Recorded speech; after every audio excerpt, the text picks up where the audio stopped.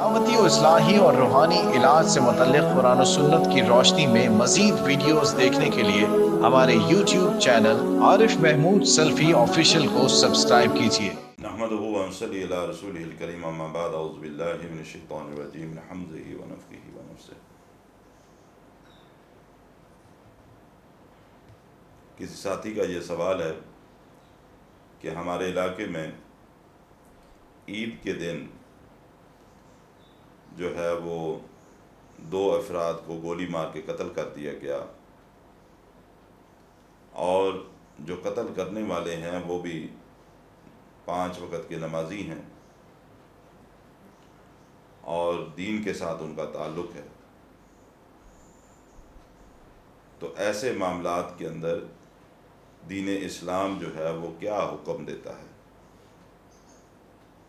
پہلی بات تو سیدھی سی ہے، اگر کوئی کسی کو ناحق قتل کرتا ہے تو اس کی سزا موت ہے۔ ہاں، یہ الگ بات ہے کہ عدالت کے اندر شہادتیں پیش کی جائیں، ان کا جرم ثابت کیا جائے اور وقت کی عدالت جو ہے وہ ان کے بارے میں فیصلہ کرے۔ جہاں تک آپ نے دین کے احکامات کے بارے میں مجھ سے سوال کیا ہے، پہلی بات تو یہ ہے کہ اللہ سبحانہ و تعالیٰ نے ایک مسلمان کا خون دوسرے مسلمان پر حرام کیا ہے۔ خون سے کیا مراد ہے کہ خون حرام ہے؟ خون سے مراد یہی ہے کہ کسی مسلمان کا قتل دوسرے مسلمان کے لیے حرام ہے۔ جس طرح ایک مسلمان کی عزت دوسرے مسلمان کے لیے حرام ہے، ایک مسلمان کا مال دوسرے مسلمان کے لیے حرام ہے، اسی طرح ایک مسلمان کا خون بھی دوسرے مسلمان کے لیے حرام ہے۔ اللہ سبحانہ و تعالیٰ قرآن مجید میں یہ بات ارشاد فرماتے ہیں سورہ نساء کے اندر کہ وَمَن يَقْتُلْ مُؤْمِنًا مُتَعَمِّدًا فَجَزَاؤُهُ جَهَنَّمُ خَالِدًا فِيهَا وَغَضِبَ اللَّهُ عَلَيْهِ وَلَعَنَهُ وَأَعَدَّ لَهُ عَذَابًا عَظِيمًا، کہ وَمَن يَقْتُلْ مُؤْمِنًا مُتَعَمِّدًا، جو جان بوجھ کر کسی بھی مسلمان کو قتل کرتا ہے، جان بوجھ کر۔ ایک ہے کہ اچانک حادثہ ہو گیا، حادثے کی وجہ سے کوئی ایکسیڈنٹ ہے، اس کے اندر کوئی مر گیا۔ ایک ہے جان بوجھ کر پری پلان، جس طرح آپ کا یہ سوال ہے کہ اس شخص نے 2 افراد کو قتل کیا کسی نے، یہ پری پلان ہے، یہ جان بوجھ کے ہے کہ وہ گیا، پسٹل اٹھائی، وہ فائر کیا، گولی ماری اور سارا سلسلہ۔ اللہ سبحانہ و تعالیٰ فرماتے ہیں کہ جو جان بوجھ کر کسی ایک مسلمان کو بھی قتل کرتا ہے، مومن کو قتل کرتا ہے، فَجَزَاؤُهُ جَهَنَّمُ، اللہ کے نزدیک اس کی سزا جہنم ہے۔ اور جہنم کے اندر کوئی 2-4 سال نہیں، 2-4 مہینے نہیں، کچھ گھڑیاں نہیں کہ اس کے بعد اس کو نکال لیا جائے گا، کیونکہ وہ نمازیں پڑھتا تھا، وہ روزے رکھتا تھا، اس نے داڑھی رکھی ہوئی تھی، اس کا دین کے ساتھ تعلق تھا۔ اللہ فرماتے ہیں خالدن فیہا، وہ ہمیشہ ہمیش کے لیے جہنم کے اندر رہے گا، اس کو جہنم سے نہیں نکالا جائے گا۔ پہلی سزا فجزاؤہ جہنم، اللہ کے نزدیک اس کی سزا جہنم ہے۔ دوسری بات خالدن فیہا، ہمیشہ ہمیش کے لیے وہ جہنم کے اندر رہے گا۔ تیسری بات وغضب اللہ علیہ، اللہ کا غضب اس کے اوپر نازل ہوگا، وَلَعَنَهُ، اور اللہ کی لعنت، پھٹکار کا وہ مستحق ہوگا، اس پر اللہ کی لعنت پڑے گی۔ وَأَعَدَّ لَهُ عَذَابًا عَظِيمًا، اور اللہ تعالیٰ نے اس کے لیے بہت بڑا عذاب تیار کر رکھا ہے۔ یہ 5 سزائیں اللہ قرآن مجید کے اندر فرما رہا ہے۔ جو جان بوجھ کر کسی مومن کو قتل کرتا ہے، کسی کا خون بہاتا ہے، اللہ اس کو 5 سزائیں دے رہا ہے۔ جہنم کے اندر ہمیشہ ہمیش کے لیے رہے گا، جہنم کے اندر جائے گا اور ہمیشہ ہمیش کے لیے رہے گا۔ اللہ کا غضب اس کے اوپر نازل ہوگا، اللہ کی پھٹکار کا مستحق، اللہ کی لعنت کا مستحق ہوگا، اور اللہ تعالیٰ کی طرف سے بہت بڑا عذاب اس کو دیا جائے گا۔ آج کے معاشرے کے اندر دنیاوی طور پہ جتنا مرضی ہمارے پاس علم ہو، آپ روز اخبارات پڑھتے ہیں، ٹیلی ویژن کے اوپر دیکھتے ہیں، سکے رشتے، بیٹا باپ کو قتل کر رہا ہے، بیوی خامند کو قتل کروا رہی ہے، بھائی بہنوں کو قتل کر رہے ہیں، عزیز رشتہ دار ایک دوسرے کو گردنیں مار رہے ہیں، اپنی دنیا کی ہوس کو پورا کرنے کی خاطر دوسرے مسلمان کا ہم خون بہا دیتے ہیں۔ اور یہ جو ہم، اللہ معاف فرمائے، بعض ایسے دیندار نام نہاد قسم کے جو ذرا سی بات پر دوسرے کے اوپر کفر کا فتویٰ اور پھر اس کو قتل کرنے کا فتویٰ دیتے ہیں، ذرا سی بات پر اس کو جی گولی مار دو، اسلام سے خارج، قتل ہو گیا، فلاں ہو گیا۔ کبھی سوچی یہ بات؟ امام الانبیاء محمد الرسول اللہ صلی اللہ علیہ وسلم، جن کی نبوت اور رسالت کا کلمہ پڑھ کے آپ اور میں مسلمان ہوئے ہیں، ان کو پتہ تھا کہ ان کے خلاف سازشیں کرنے والے کون ہیں۔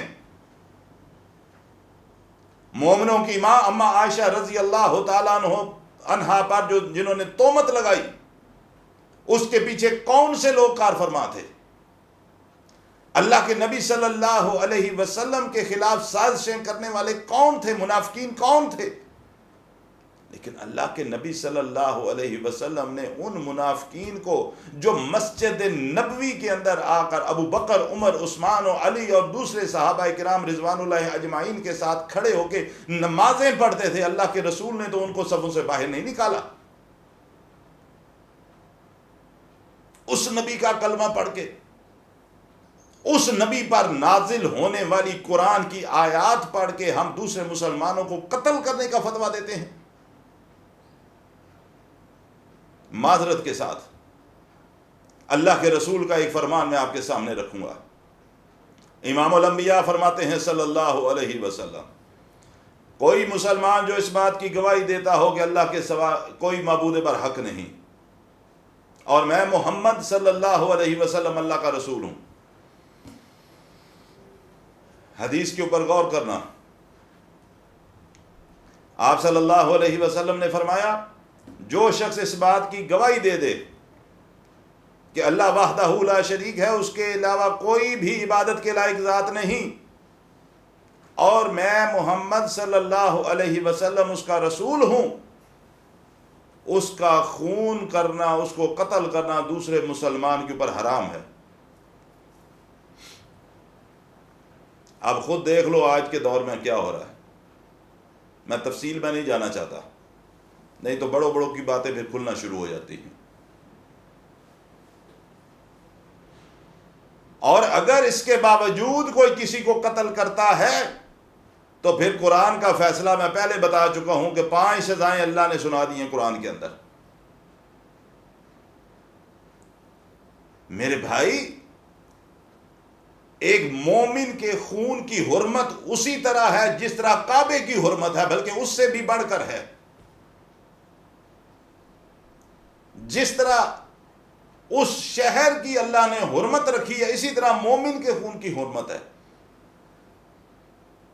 اور اللہ کے نبی فرماتے ہیں صلی اللہ علیہ وسلم کہ جو اللہ کے وحدہ لا شریک ہونے کی گواہی دے دے، معبود برحق تسلیم کر لے اور مجھ محمد صلی اللہ علیہ وسلم کی رسالت اور نبوت پر ایمان لے آئے، اس کا خون دوسرے مسلمان کے اوپر حرام ہے۔ ہاں، 3 ایسے گناہگار ہیں جن کو قتل کیا جا سکتا ہے۔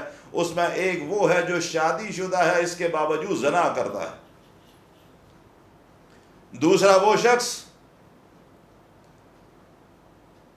جس نے کسی کو قتل کیا اور اس کے قتل کے جرم کے اندر اس کو قتل کی سزا سنائی گئی۔ اور تیسرا وہ جو اس نے اسلام کو چھوڑ دیا، مرتد ہو کے واپس دوسرے دین پر چلا گیا، اس کو قتل کیا جا سکتا ہے۔ لیکن یہاں بھی ایک بات یاد رکھو، یہ نہیں کہ میں کہوں ہمارے محلے میں ایک شخص رہتا ہے، مرتد ہو گیا، میں اس کو گولی مار دوں۔ ہماری گلی کے اندر ایک زنا کرتا ہے، میں اس کو اٹھ کے صبح صبح گولی مار دوں؟ نہیں، یہ فساد ہے۔ یہ تینوں جرم، ان کے اوپر سزا، اس کو ثابت کرنا وقت کی عدالت کا کام ہے، قاضی کا کام ہے۔ اس کے سامنے شواہد رکھے جائیں، وہ گواہوں کی تصدیق کے بعد وقت کا قاضی، وقت کا جج جو ہے وہ فیصلہ کرے، تو پھر ان کے اوپر سزا ہوگی۔ یہ نہیں کہ ہر مسلمان اٹھ کے خود ہی سزائیں دیتا پھرے، اس طرح تو معاشرے میں فساد برپا ہو جائے گا۔ لہذا اس بات کی حد الوسع کوشش کرتے ہوئے اپنی زندگی کے اندر کسی بھی دوسرے مسلمان کے خون سے اپنے ہاتھوں کو نہ رنگیں، اپنے آپ کو محفوظ رکھیں، اور جو کوئی بھی شخص دین کے نام کے اوپر آپ کو یہ کہے کہ فلاں کو قتل کر دو وہ واجب القتل ہے، ایسے لوگوں سے بچنا چاہیے، اجتناب کرنا چاہیے، اور ان کے شر سے بچنے کی اللہ سے دعا بھی کرنی چاہیے۔ اللہ عمل کی توفیق عطا فرمائے۔